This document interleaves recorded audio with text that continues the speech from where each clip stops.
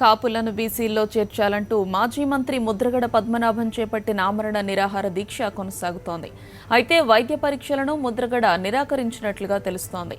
మరోవైపు ముద్రగడతో పాటు దీక్షకు కూర్చున్న ఆయన భార్య ఆరోగ్యం క్షీణించినట్లుగా సమాచారం.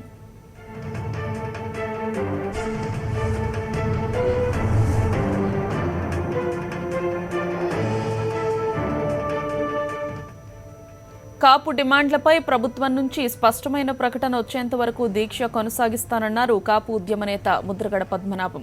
ఏపీ ప్రభుత్వంతో చర్చలు జరుగుతున్నాయని అన్నారు. తాజాగా ప్రభుత్వ ప్రతినిధిగా ఎమ్మెల్సీ బొడ్డు భాస్కర్ రావు కొన్ని ప్రతిపాదనలు తెచ్చారని, వాటికి కొన్ని సవరణలు సూచించినట్టు ఆయన చెప్పారు. బొడ్డు భాస్కర్ రావు నా స్నేహితులు రాత్రి వచ్చి కొన్ని విషయాలు చెప్పారు. అది బహిరంగ చేయడం ధర్మం కాదు అయ్యా. వారికి మళ్ళీ నేను కొన్ని సవరణ చెప్పాను.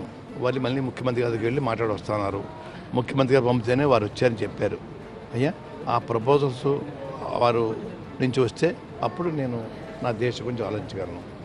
అంటే ప్రభుత్వం సానుకూలంగా స్పందించింది. ఇప్పటికే సబ్ కమిటీ ఒకటి ఏర్పాటు చేసింది. కాపుల అభివృద్ధికి సంబంధించి ప్రభుత్వం నుంచి మంత్రులతో సబ్ కమిటీ ఏర్పాటు చేసిందని చెప్తున్నారు కదా, దానిపై మీకు ఎందుకు నమ్మకం లేదు? ఎంతగా దీక్ష చేయడానికి కారణం? సబ్ కమిటీ దేనికోసం వేశారు సార్? మా డిమాండ్స్ వేరు, ఆ సబ్ కమిటీ వేరు. మా డిమాండ్స్ ముఖ్యమంత్రి గారు ఇచ్చిన హామీలే. కాపులు బీసీలో కలుపుతాను అనే హామీ ఒకటి, సంవత్సరానికి 1000 కోట్ల అభివృద్ధికి ఇస్తా అని చెప్పిన హామీల గురించే అడుగుతున్నాం. దానికి సబ్ కమిటీకి ఏ విధమైన సంబంధం లేదు. కాపులను బీసీలో చేర్చాలంటే రాజ్యాంగబద్ధంగా చేయాలి. అందువల్ల మంజునాథ్ కమిటీ కమిషన్ నివేదిక ప్రకారం చేయాల్సి ఉంటుంది. కాబట్టి దానికోసం కొన్ని కాలం వ్యవధి అవసరం అని చెప్తున్నారు సార్. మెట్టు మీద మెట్టు ఎక్కాలి కాదంటలేదు. ముఖ్యమంత్రి గారు ఇచ్చిన హామీ ఆ రోజే అధికారంలో వచ్చే 2 నెలల్లో ఈ తతంగం ప్రారంభించుంటే ఈ రోజుకి మన జాతికి కొన్ని ఫలాలు వచ్చి ఉండేవి. కొంతవరకు రికార్డు తయారై ఉండేది. మాటకి రాజ్యాంగం ఒప్పదు, సుప్రీంకోర్టు ఒప్పుకోదు, హైకోర్టు ఒప్పుకోదు, అమెరికా గవర్నమెంట్ ఒప్పుకోదు అని సాకులు చెప్పడం అనేది న్యాయం కాదు. ఆ రోజు ఎన్ని తెలియదా ముఖ్యమంత్రి గారికి? తెలుసున్న ముఖ్యమంత్రి, అనుభవం ఉన్న ముఖ్యమంత్రి చంద్రబాబు నాయుడు గారు ఈ విధమైన మాటలు ఆ రోజు ఎందుకు మాట్లాడారని అడుగుతా ఉన్నాను.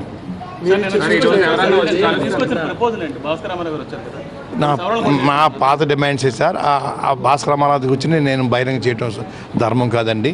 వారు కొన్ని ప్రపోజల్ తెచ్చారు, మళ్ళీ నేను సవరణ చేశాను, మాట్లాడి వస్తా అని చెప్పారు సార్. ఏమో అది అనుకూలంగా వచ్చే అవకాశం ఉందా మీరు అడగాలి వారిని తప్ప నేను ఊహించుకోను సార్. నా కార్యక్రమం నాదే.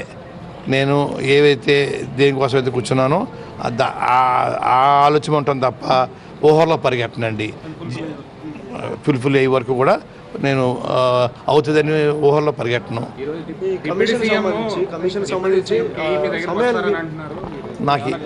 నాకు ఏమీ సమాచారం లేదండి అయ్యా. నిన్నే నా స్నేహితుడు బొడ్డు భాస్కర్ 3 రోజుల నుంచి వస్తూ ఉన్నారు. ముఖ్యమంత్రి గారు పంపితే వచ్చాయని చెప్పారు వారండి అయ్యా. వారు విషయాలన్నీ అడిగారు.